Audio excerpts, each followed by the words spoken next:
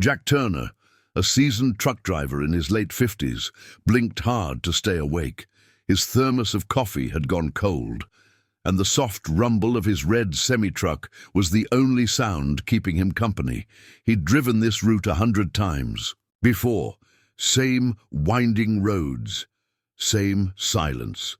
But tonight felt different. As his headlights sliced through the fog, something flickered at the edge of the road. Jack squinted. A deer? A person? He eased off the gas. There, just beyond the reach of his high beams, stood a figure, barefoot still, like a statue lost in a storm. As he got closer, the shape became clearer, small, thin, wearing white. Jack's heart kicked against his ribs. He pulled over, his tires hissing against the wet pavement, and stepped down slowly into the cold night air. The rain soaked his flannel shirt within seconds. The girl didn't move. She stood motionless by the roadside, hugging herself tightly. Her dress was torn and muddy, a wedding dress. Her hair was wet and stuck to her face, and her arms were covered in bruises. She looked like she had crawled straight out of someone's worst memory. Jack called out softly, "Miss, you okay?" She flinched, but didn't answer. Up close, he saw the fear in her eyes, wide, glassy, and filled with something deeper than just cold. She looked broken, but not in the way people talk about when they've lost something. No, she looked like someone who had been thrown away. Jack didn't push. He took off his flannel jacket and offered it slowly, carefully. She didn't speak, but after a long moment, she reached out and clutched the jacket like it was life itself. "Come on," he said gently. "Let's get you out of this rain." He opened the truck door and helped her in. She was shaking so hard he had to lift her, almost like she weighed nothing. In the cab, he wrapped her in a dry blanket and handed her a bottle of water and a few crackers from his glove box. She took them without a word, eating slowly, like every bite reminded her she was still alive. Jack didn't ask questions. He just drove. Minutes passed, then an hour, still silence. The rain tapped on the windshield like a lullaby, and the wipers whispered back and forth. Jack kept glancing at her, wondering who she was, where she had come from, wondering what kind of pain made someone run through a storm. In a wedding dress. Finally, as they passed a gas station with glowing lights, she spoke. "My name is Lily." Her voice was so soft he barely heard it. Jack nodded gently, eyes still on the road. "I'm Jack. Good to meet you, Lily." There was a pause. Then, like a floodgate cracking open, Lily started to speak, quietly, painfully. She had run away from her wedding that very afternoon. Not because she didn't love him, but because he didn't love her. Not really. On the day she was supposed to feel like a princess, she had been laughed at. Her fiancé had humiliated her in front of everyone, mocked her dress, her weight, even her voice. His friends had made bets. One of them even said she'd come crawling back by midnight, but she didn't. She ran. She didn't even remember how long she'd been running. Her feet were bleeding. Her veil had gotten stuck on a branch somewhere. But she kept going, because the idea of going back hurt more than the storm. Jack gripped the steering wheel tighter. He had no words, not yet. Just a deep ache in his chest for this girl who looked like life had chewed her up and spat her out. "You didn't deserve that," he said quietly. She looked down. "Maybe I did. Maybe I'm just broken." Jack pulled into a quiet rest stop and turned off the engine. He turned to face her, his voice firm but kind.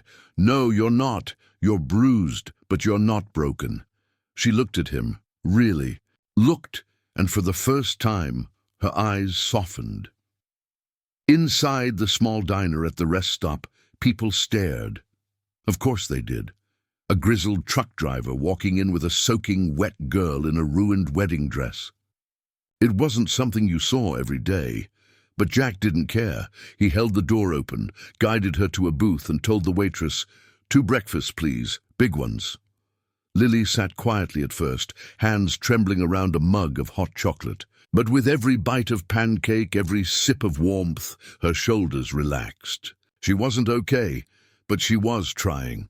That night, Jack let her sleep in the back of his truck, curled up in the sleeper bed, wrapped in layers of blankets. Lily finally closed her eyes. For the first time in days, she slept without fear. As Jack sat in the front seat, staring out at the rain, he whispered a quiet prayer. Please, let her get a second chance. And somewhere, out in the darkness, maybe the universe was listening. The sun peeked through the clouds the next morning, soft and golden.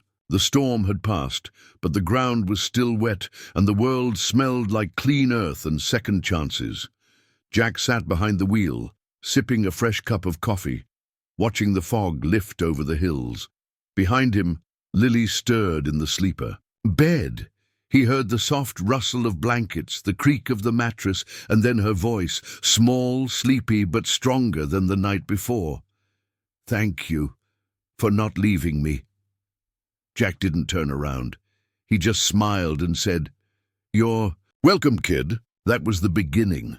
Over the next few days, Jack drove slowly, stopping at quiet diners, rest stations, and gas stops where he knew the people were kind and wouldn't ask too many questions. He let Lily take her time, never pushed her to explain more than she wanted to, but piece by piece she opened up. Her childhood had been rough, bounced between relatives, always trying to be good enough. When she met Tom, her ex-fiancé, she thought she'd finally found someone who wanted her. He was charming at first, sweet even. But over time, the jokes got meaner. The compliments faded. He criticized the way she dressed, the way she laughed. He called her clingy, too emotional, not wife material. Still, she stayed because she thought maybe that was love. Until the wedding day, until he laughed at her in front of everyone she knew. I looked around that church, she said one afternoon as they sat on a bench outside a diner, and no one stopped him. Not my mom, not my sister, no one. So I left. I just left. Jack didn't say much. He just nodded, then handed her a sandwich and said, You're here now. That's what matters. That night, Jack made a few calls. Not everyone in his life had forgotten him. A diner owner in Oklahoma remembered how he once helped her fix a busted freezer. A mechanic in Texas owed him for a ride when his car broke down. A pastor's wife in Missouri had once lost her wallet and found it in Jack's hands the next morning, untouched. They all remembered Jack's quiet kindness, and they were more than willing to return the favor. He told them about Lily. He didn't give details, just said she needed a soft place to land. The diner owner, a warm woman named May, said, Send her here. I'll give her a job washing dishes and a cot in the back room. It ain't much, but it's honest. Jack looked at Lily later that night. There's a job in Oklahoma, he said gently. And a room, if you want it. She stared at him, scared but curious. Why are you helping me? Jack looked out at the horizon and sighed. Because someone helped me once when I didn't deserve it. You don't have to believe in people right now, but I do. I believe in you. She didn't answer. But the next morning, she was waiting. By the truck, hair brushed, eyes tired but clear and ready to go. When they arrived in Oklahoma, the sun was setting again, painting the sky in warm colors. May hugged Lily like she'd known her forever. She gave her a hot shower, a new pair of shoes, and an apron. The first shift was tough. The sink was always full. The customers were loud, and Lily's hands ached. But she didn't quit. Every evening, Jack stopped by the diner. He'd sit at the counter, order a slice of pie, and nod at her through the kitchen window. You're tougher than most guys I know, he joked one day. Lily smiled shyly. You're the first person who didn't. Treat me like I was trash. Those words stayed with Jack. Weeks passed. Then months. Lily worked hard, never late, never lazy. She saved every dollar. She got a library card, checked out books and studied at night. May encouraged her to take the GED exam. Jack paid the fee without telling her. She passed. Then came The big moment. Lily, wearing a clean apron and a wide smile, walked up to Jack's booth one night and said, "I've been accepted into community college. I'm going to study social work." Jack blinked. "Really?" She nodded. "I want to help girls like me, girls who feel invisible." Jack didn't say anything for a moment. His eyes glistened. Then he stood, pulled her into a hug and whispered, "Proud of you, kid." From that day forward, something changed. Lily wasn't just surviving anymore. She was building something. She volunteered at a shelter on weekends. She saved for her tuition. She made friends. And every holiday, she brought Jack a gift: homemade scarves, fresh-baked cookies, a small drawing she made herself. And every time, Jack would say the same thing: "Thank you, but you don't owe me anything." And every time she would answer, "You gave me a second chance. I'm never forgetting that." By the time winter rolled around again, the diner felt like home.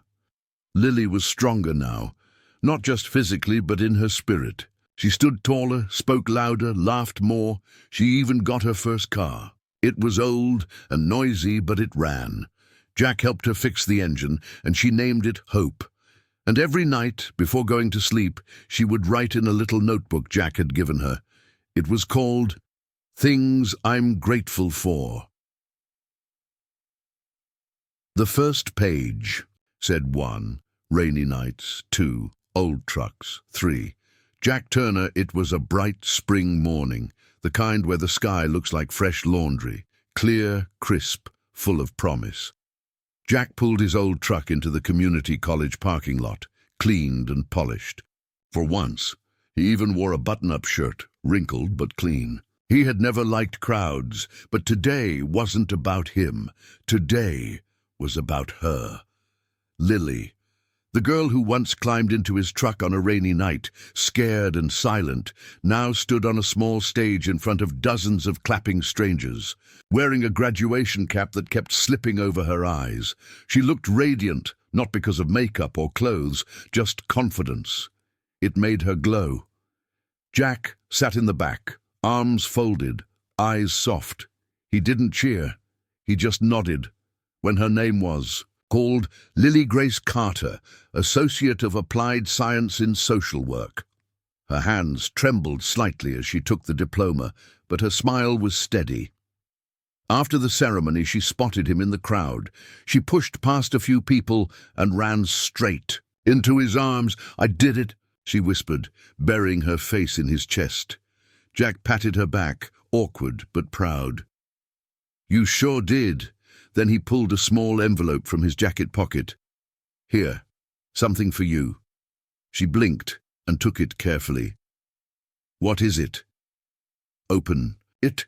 Inside was a simple card, handwritten. Jack's handwriting was rough, like he hadn't used a pen in years. But it was neat enough to read, "Dear Lily, I used to think my purpose ended with the road. I drove from place to place, thinking maybe if I kept moving I wouldn't have to face the silence. But then you showed up. Broken, yes, but brave enough to climb into a stranger's truck. And because of that, I found a reason to slow down. You reminded me that broken things can heal, that kindness matters, that hope can be passed from one hand to another like a warm cup of coffee. This diploma you earned, it's yours, every ounce of it. But seeing you walk across that stage today gave me something I haven't felt in years: pride and peace. Go change the world, kid. You've already changed mine." Jack, when she looked up, her eyes were brimming. "You wrote this?" she whispered. Jack nodded, clearing his throat. "Figured it was time I said some things out loud." Lily hugged him again, tighter this time. Then she pulled out a card of her own. It was blue with silver sparkles and a tiny quote printed on the front. "Sometimes the family we choose means more than the one we're born into." Inside, she had written in neat flowing letters, "Dear Jack, you saved me. You didn't have to, but you did. You gave me food, shelter, dignity, and most importantly, time. Time to remember who I was. Time to heal. You let me cry without shame. You let me rest without judgment. You let me grow. You're more than a friend. You're my family. And when I open my own shelter one day, I'm naming it after the truck that brought me home, Turner House. With love, always. Lily Jack read it twice, then once more. He didn't cry, but something in his chest tightened. He folded the card carefully and tucked it into his jacket like it was treasure, because it was. That summer, Lily moved into a small apartment 2 blocks from the diner. She worked at the local shelter and started night school for her bachelor's degree. She volunteered on weekends. She mentored teen girls. She baked cookies for the elderly next door. And once a month, without fail, she and Jack met for pie at May's Diner. She always brought new stories about a girl who finally left her abusive boyfriend, about a mother who found a job after months of struggle, about a little boy who smiled for the first time in weeks. Jack would listen quietly, sip his coffee, and smile. "You're doing good," he'd say. "You taught me how," she'd answer. And then came a rainy afternoon, 3 years to the day after they first met. Lily knocked on Jack's door. He opened it to find her holding a large folder and smiling like sunshine. "What's this?" he asked. She handed it to him. "Permit, city approval, blueprints." "For what?" "For Turner House," she said, her voice trembling. "It's happening, Jack. We got the land. May donated half the funding. The rest came from a community grant. And I want you to help me build it." Jack stared at the papers, then at her. "I'm not a builder, Lily." "You're wrong," she said, stepping forward and taking his hand.